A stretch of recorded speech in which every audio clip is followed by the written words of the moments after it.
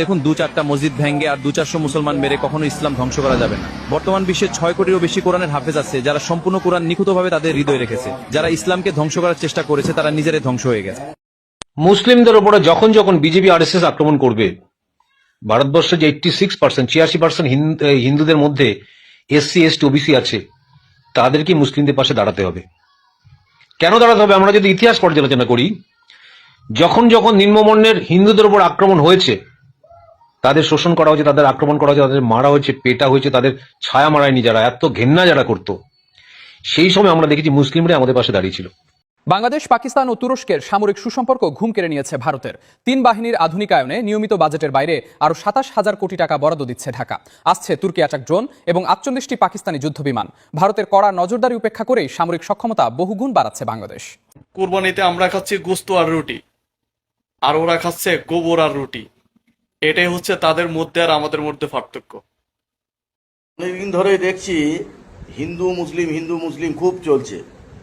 আচ্ছা, মুসলিম কান্ট্রিগুলো যদি ভারতবর্ষের সঙ্গে লেনদেন বন্ধ করে দেয়, বিশ্বগুরুর এমন ফাটান ফাটবে যে বোরোলিন আর ভেসলিনের কারখানা পেছনে গুঁজে দিলেও সে ফাটা তো বন্ধ হবে না, খালি জ্বলে পুড়ে মরবে। হ্যাঁ, কথাটা মনে থাকে যেন। বিভিন্ন সম্প্রদায়ের মানুষ বিভিন্ন ধরনের মাংস খায়, এবং সেখানে খালি একটা প্রাণীকে কেন, স্পেসিফিক্যালি খালি গরু কেন, পাঁঠা নয় কেন, মাছ নয় কেন, মুরগি নয় কেন? তাহলে যদি কোনো নিয়ম হতে হয় একটা ধর্মনিরপেক্ষ দেশে, তাহলে প্রত্যেকটা এই ধরনের যেই অ্যানিমালকে স্লটার করা হয়, তাহলে সেই সমস্ত অ্যানিমালের ক্ষেত্রে একই ধরনের নিয়ম হওয়া উচিত। আমরা মুসলমানদেরকে বাঁশ দিয়েছি, কিন্তু না, বাঁশ আমরা সবাই মিলে খেয়েছি। এখানে যেমন মুসলমানদেরকে গরু হত্যা করার জন্য নিষেধ করা হয়েছে, কিন্তু বেশি গরু লালিত পালিত করে কারা? আমরা হিন্দু সম্প্রদায়ের মানুষ। মুসলমানদেরকে লাউড স্পিকারে আজান দেওয়ার জন্য নিষেধ করা হয়েছে, কিন্তু সব থেকে বেশি দরকার লাগে কাদের? আমাদের হিন্দু সম্প্রদায়ের মানুষ, কারণ আমরা রাস্তার উপরে মণ্ডপ করে 1 মাস ধরে রাস্তা ব্লক করে রাখি। মুসলমানদেরকে বলা হয়েছে তোমরা রাস্তায় নামাজ পড়বে না, তার জন্য আমাদের পুজো মণ্ডপগুলো বন্ধ হয়ে যাবে। মুসলমানদেরকে বলা হচ্ছে লাউড স্পিকার নিষেধ দাও, তার জন্য আমরা পুজো মণ্ডপে বড় বড় স্পিকার বাজাতে পারবো না, ডিজে বাজাতে পারবো না। তাহলে ক্ষতি যেদিক থেকে গেছি আমরাই কেটেছি, মানে যাওয়ার সময়। আসসালামু আলাইকুম রহমতুল্লাহ। এই যে মাত্র কয়েকদিন পূর্বেই কিন্তু ভারতের পশ্চিমবঙ্গে নির্বাচন হয়েছে এবং সেখানে শুভেন্দু অধিকারী কিন্তু বিজয়ী হয়েছে। তিনি ক্ষমতায় বসার পর থেকে নিয়েই ওই রাজ্যে যে পরিমাণ নির্যাতন নিপীড়ন চলছে যা বলার মতো নয়, বিশেষ করে মুসলমানদের উপরে, সংখ্যালঘুদের উপরে। একসময় আজান বন্ধ, একসময় মাইকে আজান দেওয়া যাবে না, রাস্তাঘাটে নামাজ পড়া যাবে না, গরু কুরবানি করা যাবে না, গরু জবাই করা যাবে না। এই যে এক এক সময় এক এক রকম একটা হুকুম জারি করছে, এর দ্বারা কি হচ্ছে? এর দ্বারা তারা নিজেরাই কিন্তু বিপদে পড়ছে। ভিডিওতে দেখেছেন হয়তো আজকে, যে এক ব্যক্তি বলছে যে মাইকে আজান দেওয়া নিষেধ করেছে মানে আমাদের ক্ষতি, মানে হিন্দুত্ববাদ। মুসলমানরা তারা নামাজ পড়বেই, মাইকে আজান না দিলেও তারা মৌখিকভাবে আজান দিয়ে নামাজ পড়বেই। কিন্তু আমাদের যখন পূজা মণ্ডপ হয়, পূজা মণ্ডপের সময় যে মাইকগুলো ব্যবহার করা হয়, বক্স সাউন্ড সিস্টেম ব্যবহার করা হয়, তাদের আজান দেওয়া, উচ্চস্বরে আওয়াজ করা বন্ধ, মানে আমাদের এই পূজা মণ্ডপের এই আওয়াজগুলোও কিন্তু বন্ধ। শুধু মুসলমানরা মাইক আজান দিতে পারবে না আর হিন্দুরা তারা যা ইচ্ছে তাই করতে পারবে, এটা কিন্তু না। একই রাজ্যে একই হুকুম থাকতে হবে। তো মুসলমানদের আজান বন্ধ করেছে মাইকে, সুতরাং আমাদের পূজা মণ্ডপের এই মাইক বাজানো, বক্স বাজানো, এটাও কিন্তু বন্ধ হয়ে যাবে। মুসলমানদের রাস্তাঘাটে যে কোনো জায়গায় নামাজ পড়া নিষেধ। এটা যদি হয়ে থাকে তাহলে এই ব্যক্তি বলছে যে পূজা মণ্ডপ যখন তাদের পূজা হয়, সেই মন্দির, যেই মেইন যে মন্দির, সেটা জায়গা তো অল্প একটু, মূল যে জায়গাটা মন্দিরের, এছাড়া বাদ বাকি পূজা যখন হয় সেই সময় কিন্তু এই পূজা মণ্ডপে যে সমস্ত লোকজন আসে, তাদের ভক্তবিন্দুরা আসে, তখন কিন্তু রাস্তা দিয়ে অনেক মানুষ সেখানে লোক সমাগম হয়ে যায়। তো মুসলমানরা রাস্তায় নামাজ পড়তে পারবে না, তার মানে হিন্দুরাও পূজা মণ্ডপের সময় তারা রাস্তায় কোনো উশৃঙ্খলা করতে পারবে না। শুধু উশৃঙ্খলা বিশৃঙ্খলা না, রাস্তায় চলাচল সমস্যা হয় এরকম কোনো কিছু করতে পারবে না। তার মানে কি? তার মানে মুসলমানদেরকে নিষেধ করতেছে, সাথে সাথে হিন্দুত্ববাদের তাদের এই অনুষ্ঠানগুলোও কিন্তু আস্তে আস্তে বন্ধ হয়ে যাওয়ার মতো। তারাই কিন্তু নিজেরাই বিপদে পড়ছে। এদিকে অন্য এক ব্যক্তি বলছে যে আমাদের মমতা ব্যানার্জি ভালো ছিল, আমরা মমতা ব্যানার্জিকে চাই। তারা মাঠে নামছে, মিছিল করছে যে আমরা এই শুভেন্দু অধিকারীকে চাই না, আমরা মমতা ব্যানার্জিকে চাই। দর্শক, ঠিক আমাদের বাংলাদেশে কিন্তু সেম কাহিনী চলছে। বর্তমান তারেক রহমান, শিলং সালাউদ্দিন, আরো তার যে সমস্ত মন্ত্রিত্বরা আছে, যারা ক্ষমতার চেয়ারে বসে আছে, এদেরকেও কিন্তু এখন রাস্তাঘাটে বের হলেই ভুয়া ভুয়া স্লোগান দেয়। আজীব একটা ব্যাপার। মাত্র 3 থেকে 4 মাস সময়ের মধ্যেই একজন সরকারকে ভুয়া ভুয়া, একজন সরকারের মন্ত্রীকে ভুয়া ভুয়া স্লোগান দেয়। এটা কিন্তু তাদের দুর্ভাগ্য ছাড়া আর কিছুই নয়। হ্যাঁ, হয়তো অনেক দিন, যেমন শেখ হাসিনা 16-17 বছর থেকে গিয়েছে, তার ব্যাপারে ঠিক আছে, অনেক দিন হলো সে জোরপূর্বক ক্ষমতায় রয়েছে, তাকে ভুয়া ভুয়া স্লোগান দেওয়া এটা ভিন্ন কথা। কিন্তু এই কেবলমাত্র 3 থেকে 4 মাস হয়েছে সরকার গঠন করেছে, এখনই তাদেরকে ভুয়া ভুয়া স্লোগান দেয়। দর্শক, ঠিক এই বাংলাদেশের যে অবস্থা, ওই যেদিকে শুভেন্দু অধিকারী, তারও একই অবস্থা শুরু হয়েছে। এই জন্য যারা বেশি বেড়ে যায়, বেশি নির্যাতন জুলুম করে, বেশি বড় হয়ে যায়, বেশি ভাব দেখাতে যায়, তারাই কিন্তু অধপতনের দিকে চলে যায়। এটাই কিন্তু বাস্তবতা। দর্শক, ভিডিওগুলো দেখছেন, সামনে আরো বেশ কিছু গুরুত্বপূর্ণ ভিডিও আছে। অবশ্যই ভিডিওগুলো দেখে আপনার মূল্যবান মতামত আমার ভিডিওর কমেন্ট বক্সে জানিয়ে যাবেন। দর্শক, যারা এখন আমার চ্যানেলটি সাবস্ক্রাইব করেননি, চ্যানেলটি সাবস্ক্রাইব করে পাশে থাকা বেল আইকনটি বাজিয়ে রাখবেন। আর যারা ইতিমধ্যে চ্যানেলটি সাবস্ক্রাইব করেছেন, সকলকে অসংখ্য অসংখ্য ধন্যবাদ। দর্শক, ভিডিওতে একটি লাইক দিয়ে আমরা ধারাবাহিকভাবে ভিডিওর মূল বিস্তারিত আলোচনাগুলো দেখে আসি। ভারত হচ্ছে আন্তর্জাতিক সন্ত্রাসী এবং একটা ব্যর্থ রাষ্ট্র। আমাদের সীমান্তে 1200 লোককে তারা গুলি করে মারছে, কারণ হচ্ছে তাদের রাষ্ট্রীয় পলিসি হচ্ছে সীমান্তে বাংলাদেশি দেখা মাত্র গুলি করবা। ভারতের ব্যাপারে মানে আমরা এই কথাগুলো বলতে আমাদের মিডিয়ায় আমরা লজ্জা পাই কেন? প্রথম জিনিস হচ্ছে আমাদের 54টা নদী তাদের সাথে আমরা শেয়ার করি। এইটার ভিতরে 36টা নদীতে অলরেডি তারা ড্যাম এবং ব্যারাজ লাগিয়ে দিয়েছে। কেন দিয়েছে? কারণ তাদের একটাই উদ্দেশ্য, সেটা হচ্ছে বাংলাদেশের নদী সব শুকায় ফেলবে তারা। ওই একটাই কষ্ট যে সিকিম এবং হায়দ্রাবাদের মতো যেহেতু তোদেরকে আমরা দখল করতে পারি নাই, সুতরাং তোদেরকে আমরা শুকিয়ে ফেলবো। এবং এতে তো আমাদের কৃষকরা তো মারা যাচ্ছে তিস্তার ফারাক্কার এই জায়গায়। 1 নাম্বার। 2 নাম্বার যেটা ইম্পর্টেন্ট জিনিস, সেটা হচ্ছে যে তাদের সাথে আমাদের 4096 কিলোমিটার একটা বর্ডার আছে, ইন্টারন্যাশনাল বাউন্ডারি, 3 দিক থেকে ঘিরে রাখছে তারা।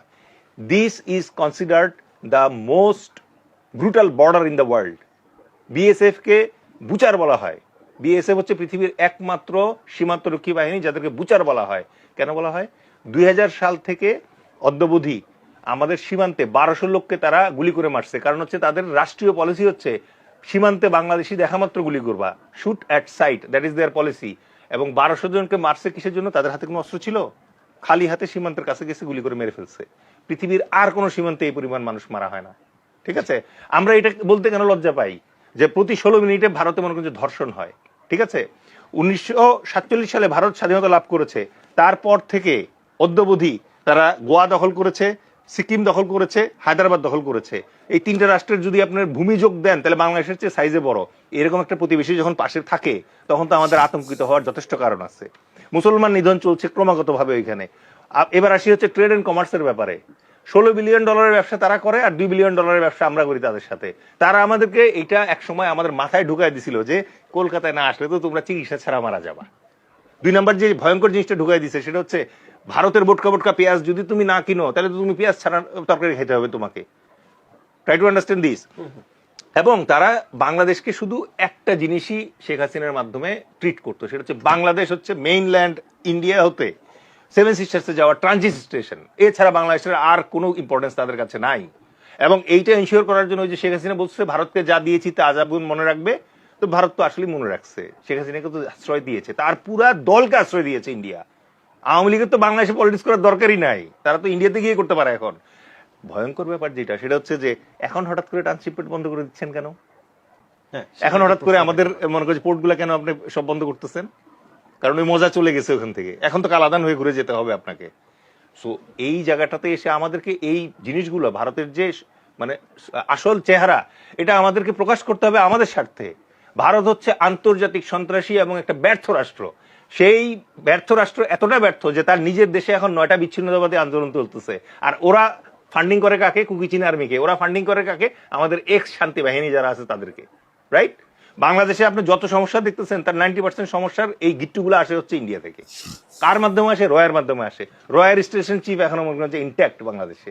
এগুলো বলতে লজ্জা পাই কেন আমরা? বলতে হবে তো এগুলা।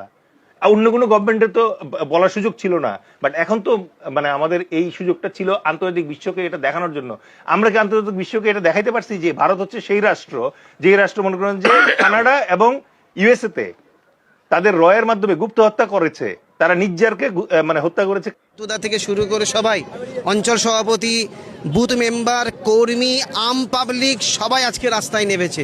মহিলারা রাস্তায় নেমেছেন, পুরোহিতরা রাস্তায় নেমেছেন, পণ্ডিতরা রাস্তায় নেমেছেন, মতোয়ারা রাস্তায় নেমেছেন, মুসলমানরা রাস্তায় নেমেছেন, ইমাম সাহেবরা রাস্তায় নেমেছেন। সবাইয়ের একটাই কথা হলো, আমরা মমতা বন্দ্যোপাধ্যায়কে চাই, আমরা আগামী 5 বছর পশ্চিমবাংলায় শান্তিতে থাকতে চাই। ভয়ঙ্কর একটি ঘটনা আমাদের চোখের সামনে ঘটে গেছে। এই বিষয়টি আমরা কেউ ওইভাবে আঁচ করতে পারি নাই। আপনারা জানেন, নারায়ণগঞ্জের পাইকপাড়ায় রাবেয়া অ্যাগ্রো ফার্মে একটি অ্যালবিনো প্রজাতির সাদা মহিষের আবির্ভাব হয়। এই মহিষটির চেহারা, এর চুলের কাঠামো, চোখের গঠন দেখতে অবিকল, প্রায় একেবারে হুবহু না, অনেকটা আমেরিকান প্রেসিডেন্ট ডোনাল্ড ট্রাম্পের চেহারার সাথে মিলে যায়। এইটা দেখে ওই ফার্মের মালিক জিয়াউদ্দিন মৃধার ছোট ভাই, তিনি এটির নাম রাখেন ডোনাল্ড ট্রাম্প। এরপরে কিছু ছবি আপলোড করেন, আস্তে আস্তে এ নিয়ে আলোচনা হতে থাকে। আমার চোখে এটি অসংখ্যবার পড়েছে, কিন্তু এটাকে কোনো গুরুত্ব দেইনি। শেষ পর্যায়ে এই মহিষটিকে জিনজিরার একজন ব্যক্তি তিনি কুরবানির জন্য কিনে নিয়ে যান। এরপরের ইতিহাস আপনারা সবাই জানেন। গত বুধবার অর্থাৎ 27 তারিখে স্বরাষ্ট্রমন্ত্রীর সরাসরি হস্তক্ষেপে মহিষটি কুরবানি করা থেকে বেঁচে যায়। কুরবানি করা হয় নাই, মহিষটি এখন চিড়িয়াখানায় রয়েছে। কেরানীগঞ্জ থানা পুলিশ ওটিকে উদ্ধার করে আনে, বিনিময়ে ওই ব্যক্তিকে কুরবানির সমপরিমাণ টাকা, অর্থাৎ যে মূল্যে মহিষ কিনেছিল সেই পরিমাণ টাকা দিয়ে থানায় নিয়ে আসে এবং পরবর্তীতে ঢাকা চিড়িয়াখানায় মহিষটিকে স্থানান্তর করা হয়। এখন ওখানেই আছে। এইটুকু সব ঠিক ছিল, কিন্তু এই যে খবর, এর পিছনে একটি ভয়ঙ্কর ষড়যন্ত্র লুকিয়েছিল। যদি স্বরাষ্ট্রমন্ত্রীর মধ্যস্থতায় বা সরকারের মধ্যস্থতায় মহিষটিকে কুরবানির হাত থেকে রক্ষা না করা যেত, তাহলে হয়তো বাংলাদেশের রাজনীতিতে একটি ভয়াবহ বিপর্যয় নেমে আসতো। সেরকমই একটি ষড়যন্ত্রের আলামত স্পষ্ট হয়েছে এবং বাংলাদেশ গোয়েন্দা সংস্থার বিচক্ষণতায় তারা আগেভাগেই এই খবরটি পেয়ে গিয়েছিল। ফলে তারা সরকারকে অবহিত করে। সম্ভবত প্রধানমন্ত্রী তারেক রহমানের নির্দেশেই স্বরাষ্ট্রমন্ত্রী সালাউদ্দিন আহমেদ তিনি নির্দেশনা দেন কেরানীগঞ্জ থানা পুলিশকে মহিষটিকে সেখান থেকে উদ্ধার করে আনার জন্য। এখন কি সেই ষড়যন্ত্র ছিল সেটা আমাদের একটু জানা দরকার, এর পিছনে আমাদের একটু যাওয়া দরকার। বিষয়টা একটু লক্ষ্য করবেন, মহিষের চেহারাটা ছিল ডোনাল্ড ট্রাম্পের মতো, বিশেষ করে তার সামনে যে চুলের কাটিংটা, এটা হুবহু ট্রাম্পের চুলের কাটিংয়ের সাথে মিলে যায়। আমি ছবিটা একটু দিচ্ছি, আপনারা একটু দেখুন, ভালো করে পরখ করুন, বুঝতে পারবেন। এই মহিষটাকে যেদিন কেরানীগঞ্জের ভদ্রলোক কুরবানির জন্য কিনে নিয়ে আসে, তারপরে প্রথম আলোতে একটি রিপোর্ট হয়। প্রথম আলোর ওই রিপোর্টের বরাত দিয়ে কলকাতার বিভিন্ন পত্রপত্রিকায়, টিভি মাধ্যমগুলোতে ইনিয়ে বিনিয়ে কিছু খবর প্রকাশ করা হয়। এই খবরে মুহূর্তের ভিতরে এই সারা পৃথিবী নড়েচড়ে ওঠে।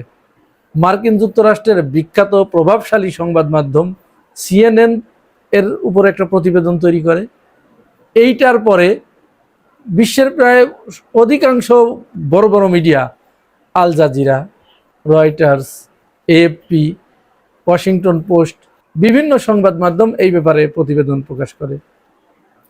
বিপত্তিটা আরো ঘনীভূত হয়ে আসে। এই ব্যাপারে খোদ টুইট করেন ইরানের একজন কর্মকর্তা।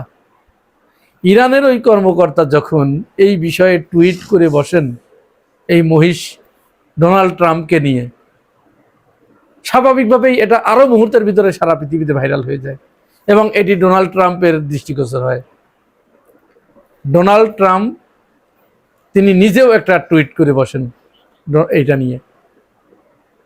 এরপরেই এইখানে ষড়যন্ত্র তত্ত্ব খুঁজতে থাকে ইন্ডিয়া। এখানে বিশেষ করে ভারতের আনন্দবাজার পত্রিকা ষড়যন্ত্র পাকতে থাকে, এমন কঠিন ভয়ঙ্কর ষড়যন্ত্রের ছক আঁকতে থাকে যেটা শুনলে আপনারা শিউরে উঠবেন। কি ষড়যন্ত্র আঁকতে থাকে আপনারা জানেন। অল্প কিছুদিনের মধ্যেই প্রধানমন্ত্রী তারেক রহমান চীন সফর করবেন। ঠিক এই সফরকে বানচাল করার জন্য, ভণ্ডুল করার জন্য, যখন অন্য সমস্ত উপায়ে ব্যর্থ হয়ে ভারত বিভিন্ন কৌশল পন্থা অবলম্বন করছিল, মৌকা খুঁজছিল, ঠিক সেই সময় তারা এই ডোনাল্ড ট্রাম্প মহিষের বিষয়টা তাদের সামনে চলে আসে। তারা একটু নড়ে চড়ে বসে, এইটা দিয়েই তারা বাংলাদেশকে ঘায়েল করার স্বপ্ন দেখতে শুরু করে। যেহেতু ভারত কোনো মতো অবস্থায় চাচ্ছে না চীনের সাথে বাংলাদেশের বন্ধুত্বটা গড়ে উঠুক, সুতরাং এইটা ঠেকানোর জন্য তারা আমেরিকাকে উস্কাতে থাকে, ডোনাল্ড ট্রাম্পকে উস্কাতে থাকে।